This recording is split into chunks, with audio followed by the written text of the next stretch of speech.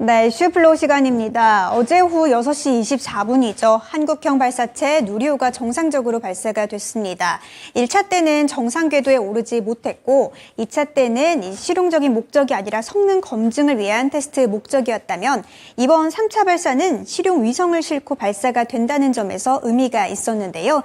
우리나라는 작년 누리호 2차 발사에 성공하면서 스페이스 클럽의 11번째 나라의 이름을 올렸습니다. 스페이스 클럽은 자체 기술로 개발한 인공위성을 자력으로 발사한 국가를 말하는데요. 1957년이죠. 소련, 당시 러시아, 당시 소련이 첫 번째로 이름을 올렸고요. 이후에는 1년 뒤인 미국이 익스플로러 1호를 통해서 이름을 올렸습니다. 이후에는 프랑스 그리고 아시아 중에서는 일본과 중국이 1970년도에 차례대로 이름을 올렸고요. 영국 그리고 인도, 이스라엘과 이란이 차례대로 이름을 올렸습니다.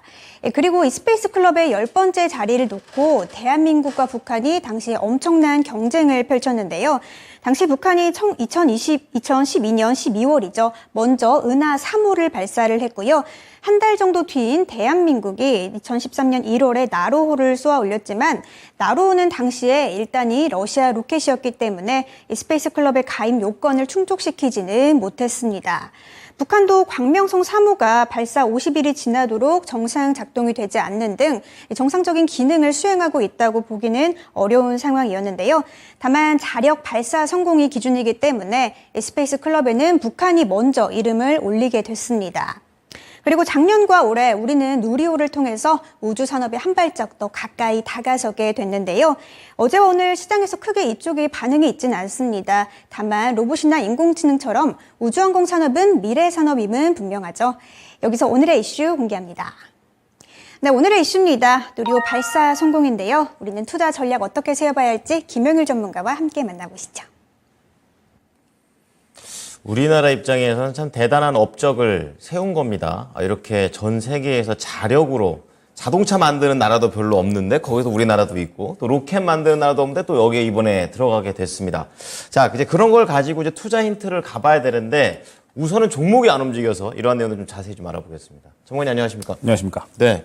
어제 너튜브로 봤거든요. 이렇게 발사하는 것들의 가장 그 역사적인 것도 다 봐서 봤는데, 소름이 돋았다. 근데 왜 주식은 소름 돋게 안 올라가는지, 네, 세 가지로 나눠서 보겠습니다. 자, 7번째 세계입니다. 우주 강국에 진입했다. 이거 굉장히 의미가 큰 건데요. 그리고 두 번째는 이제 우주의 관련주 흐름들, 그리고 투자 전략까지 보겠습니다. 저희가 모닝쇼 때 2번이나 한번 이 이슈를 좀 다뤘었는데, 우선은 진입했다는 게 어떤 의미가 있고 또 앞으로에 대한 먹거리도 좀 궁금해집니다. 네, 일단은 이 누리호 3차 발사의 성공. 네. 이것은 이제 앞으로를 좀 생각을 해야 될 것 같아요. 미래군요. 그러니까 지금 당장은 사실 시장에서 반응이 없습니다. 네. 관심이 완전히 이제 무관심으로 좀 진행이 되는 것 같아요. 어떻게 이럴 수 있죠? 네. 예. 보통 그리고 이제 원래 네. 보통 누리호 관련된 종목들, 그러니까 네. 이제 발사한다라고 해가지고 이제 기대감이 형성이 되면 보통 이제 발사 직전에 다 파는 게 원래 매매 원칙입니다. 왜냐하면 발사하고 나서 실패할 수도 있고 그렇죠. 성공을 한다라고 하더라도 일반적으로는 또 이제 기대감이 또 이제 사라져 버리니까 그래서 일반적으로는 매도하는 게 발사 직전에는 맞아요. 그래서 네. 지금은 지켜보면 안 되겠죠. 그렇죠. 그런데 이제 어차피 또 시장에서 관심도 아예 없었으니까 네. 그래서 지금 이 오늘 누리호에 대해서 이야기를 하는 부분은 이제 누리호 발사가 어떤 의미를 갖는가 이 부분을 한번 이제 이야기를 해보려고 합니다. 그렇군요. 이미지를 잠깐 보면서 이야기를 해보면 이제 이 누리호의 재원이에요. 그러면서 이제 또 누리호에 실린 위성들 그리고 비행 과정들 이런 것들입니다. 그래서 길이가 47m에 이른다라고 생각을 해주시면 될 것 같아요. 예. 그러면서 이제 이 탑재 위성이 중요하죠. 네. 이 탑재 위성들이 이제 펼쳐져 나가면서 이제 뭐 저스텍이라는 장비는 우주용 카메라를 검증을 하고 그다음에 뭐 루미르 우주 방사능을 측정을 하고 뭐 카이로 스페이스 우주 쓰레기 경감 기술 실증 등등 해서 뭐 결과적으로는 이제 이 위성들이 또 이제 잘 펼쳐져 나갔어야지 이게 네. 이제 성공적이다라고 볼 수가 있는 거겠죠.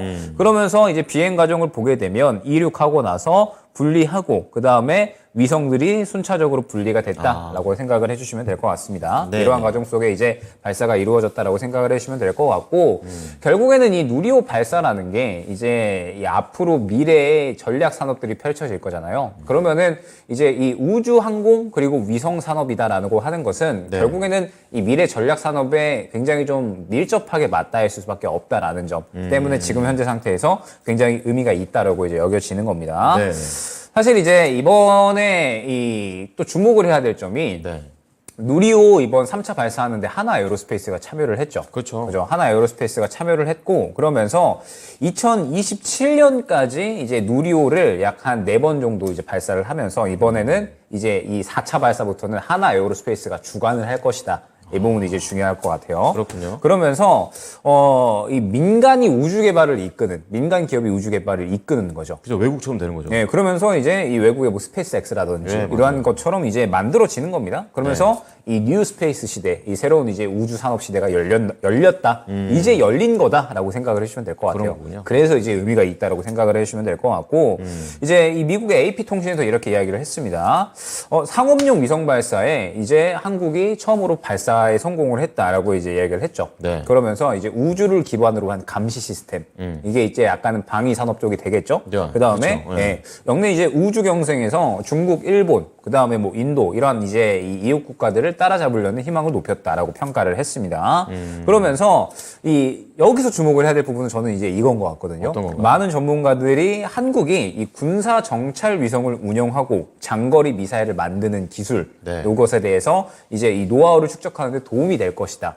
그러니까 지금 이렇게 위성을 이제 발사를 한다라고 하는 건 결국에는 또 이제 미사일 기술이 발전하는 거가 똑같다라고 생각을 해주시면 돼요. 분단 국가에서 미사일. 네. 예. 의미가 있죠. 예, 그쵸. 그러니까 위성 발사 이제 쏘아 올려가지고 위성을 성공적으로 발사시켰다. 네. 그것은 이제 우주 산업 쪽에 굉장히 큰 도움이 되는 건데 이게 올라가면 우주로 가는 건데 땅으로 내려가면 미사일이 있는 거잖아요. 무기가 되는 거죠. 네, 그러면 이제 무기가 되는 거예요. 네. 그래서 이렇게 발사체를 이제 직접적으로 만들어가지고 우주까지 쏘아 올렸다. 그러면은 이제 지금 전방위적으로 타격이 가능한 미사일 기술이 만들어졌다는 거죠. 그게 또 약간 내포되어 있는 뜻이고. 그렇죠. 그래서 하나 에어로스페이스가 이곳에 집중을 하는 거예요. 그래서 흥미로웠던 게 예. 하나 에어로스페이스가 지금 이 우주 산업 기술을 우리는 우주 쪽이 아니라 이제 이 지구를 향한 방산 우주 산업 쪽으로. 기술을 만들겠다. 약간 이런 식으로 발언을 했거든요. 그렇군요. 지구를 향한 우주 산업 기술이 이제 어떤 의미인지는 모르겠지만 아이러니하게도 방지 아니고. 예, 하나 에어로스페이스가 이끌고 있다라는 거. 예, 그래서 이 부분이 이제 이 방산 쪽에서 굉장히 조금 큰 도움이 될 수가 있다라고 생각이 되고 있고 네. 올해 말에 이제 처음으로 정찰 위성을 발사를 할 예정이다라고 해요. 네. 지금 북한 시설을 감시하는데 미국 위성을 쓰고 있죠. 그렇죠. 예, 그런데 올해 말에 이제 처음으로 정찰 위성을 발사할 것으로 이제 예정이 되어 있다 이렇게 생각을 해주시면 될 것 같습니다. 그것도 희한해요. 이렇게 분단국 가서 정찰성이 다 있는 줄 알았어요. 그렇죠. 네, 그런데 그것도 지금 아니고. 완전히 미국에 맡겨놓고 있었다라고 그렇군요. 생각을 해주시면 됩니다. 네네. 그래서 뭐 굉장히 지금 더군다나 우리가 또 이제 전쟁 중이잖아요. 그렇죠. 예, 이제 러시아와 우크라이나가 전쟁 중인 건데 사실 우리나라도 아직 전쟁 중입니다. 그렇죠. 잠시 멈춘 거지. 종전된 게 아니죠. 그렇죠. 네. 그래서 어찌됐든 이러한 이 위성 발사는 굉장히 방산 쪽에 대해서도 큰 의미가 있다라고 생각을 해주시면 될 것 같습니다. 네네. 그렇기 때문에 지금 현재 상태에서 북한은 이제 위성을 조금 소유를 하고 싶어 하죠. 그런데 없죠. 그런데 우리나라가 먼저 만들었다. 이 부분은 굉장히 좀 의미가 있다라고 생각을 해주시면 될 것 같고 그 다음에 특히나 이제 이 글로벌 정세 자체도 굉장히 조금 위험하게 진행이 되고 있잖아요. 그렇죠. 지금 자꾸 이제 중국이 대만 치려고 준비를 하고 있는 상태에서 계속 이제 이 모든 전문가들이 이야기를 하는 게 중국이 지금 현재 만약에 대만을 치게 된다라고 했을 때 이 시나리오 상으로 북한에 무조건 도발을 지시할 거다. 이런 식의 이제 이야기가 나오고 있거든요. 아, 자기가 하는 게 아니군요. 그러면서 이제 이 주한미군을 묶어두려는 그러한 이제 의도가 분명히 담길 것이다라고 이야기를 하고 있기 때문에 그렇죠. 그러면 또 우리의 그런 움직임을 또 우리 자체적으로 알아낼 수가 있어야겠죠. 그렇죠. 그래서 방산적으로 상당히 이제 의미가 있다라고 생각을 해주시면 될 것 같고 이제 이 남은 4차, 5차, 6차 발사가 남았습니다. 네. 4차, 5차, 6차 발사가 남았는데 일단은 이 기술을 이제 이 스페이스 X처럼 새롭게 우주 산업 생태계를 또 육성을 하겠다라고 이제 이야기를 한 거죠. 네. 그러면서 2025년에 4차 발사가 예정이 되어 있어요. 2025년에 4차 발사가 이제 예상이 되어 있고 네. 이때의 목표는 차세대 중형 위성 3호를 지구 궤도에 올려놓는 것. 요게 이제 목표다라고 생각을 해주시면 될 것 같습니다. 항상 그 쏘아 올리는 것도 올리는 건데 그 위성이 중요한 거군요. 그렇죠. 네. 위성을 또 잘 쏘아야지 그 위성의 이 쓰임새에 맞게끔 또 우리가 우주 산업을 펼쳐 나갈 수 있는 거니까요. 그러면서 5차 발사는 26년 초소형 위성 ES6호, 그다음에 27년에는 나머지 이제 4개의 소형 위성을 쏘아 올릴 것이다라고 생각을 해주시면 될 것 같고 네. 모두 다 이제 남은 것들은 하나 에어로스페이스가 주도하에 지금 현재 이제 진행이 될 예정이다라는 점을 생각을 해주시면 될 것 같습니다. 그래서 이 의미가 이제 결국에는 이제 이러한 부분인 거죠. 우주 독립을 할 수 있다라는 부분. 그렇죠. 미국에 이제 순전히 의존을 하고 있었던 네네. 부분, 이 해외에 좀 의존을 하고 있었던 부분들 우리 자체적으로 좀 만들어낼 수가 있다라는 부분인 중요하죠. 거고. 그 다음에 이제 그러면 결국에는 위성 발사체를 쓰는 데 있어서 이제 외국 쪽에 또 돈을 다 줬어야 됐잖아요. 그렇죠. 쏘아 올리려면. 아, 비싸죠. 예, 비싸죠. 네. 그런데 이제 그러한 부분들도 다 세이브할 수 있다라는 거, 이게 이제 중요할 것 같고, 그 다음에 우리나라가 또 반대로 외국에 위성 발사에 또 이제 수출 혹은 이제 도움을 주면서 어느 정도 또 이득을 얻어낼 수가 있겠죠.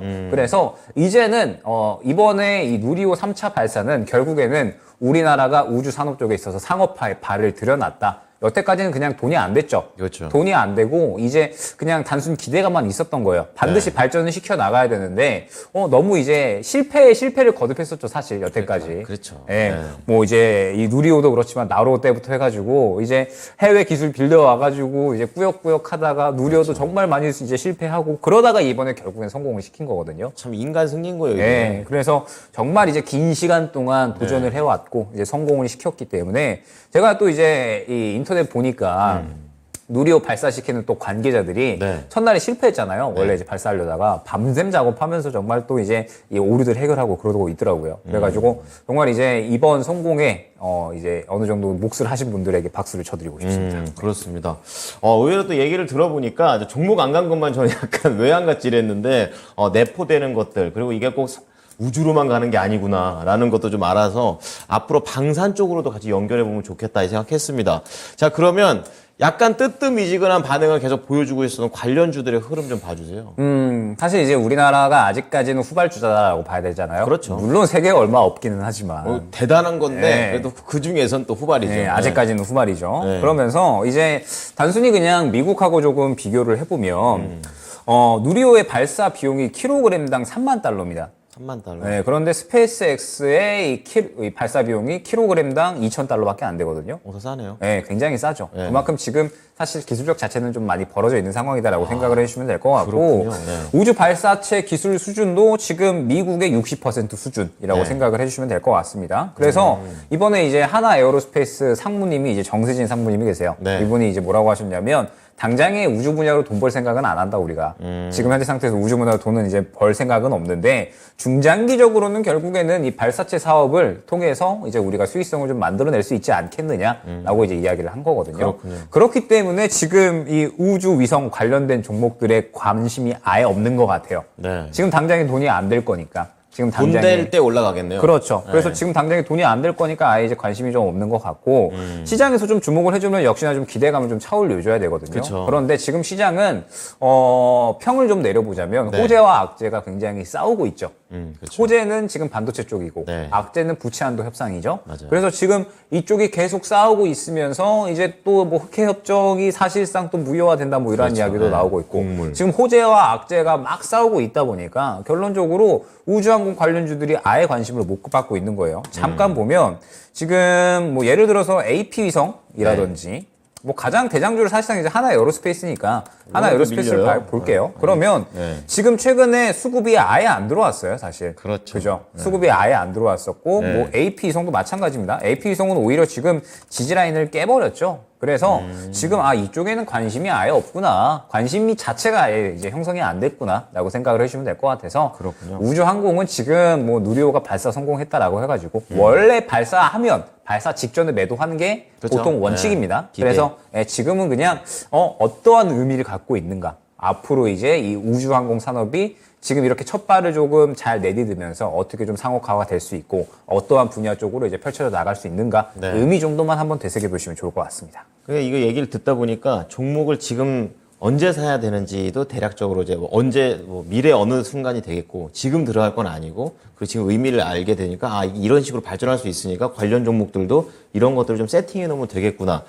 저도 약간 거의 패스트 팔로우를 거의 많이 익힌 것 같아요. 전문가님 덕분에. 네, 그런 식으로 이제 좀 잡으면 될 것 같습니다.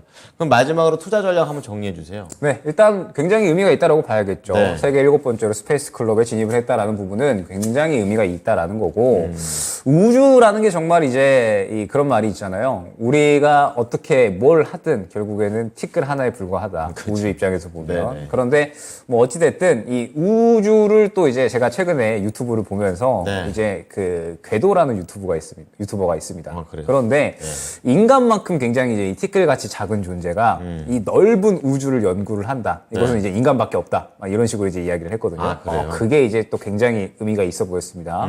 그만큼 이제 인간은 우주에 대해서 계속적으로 이제 알아내려고 하겠죠. 연구를 할 거고. 네. 그러면서 이제 산업이 좀 성공적으로 이제 펼쳐져 나갈 거기 때문에 그리고 점차적으로 이 위성 사업이다라고 하는 것은 앞으로 뭐 자율주행이라든지 뭐 그 다음에 이 5G라든지 네. 6G까지 해가지고 점차적으로 이제 많이 넓혀져 나갈 거기 때문에 분명하게 관심을 가져줘야 될 것 같고요.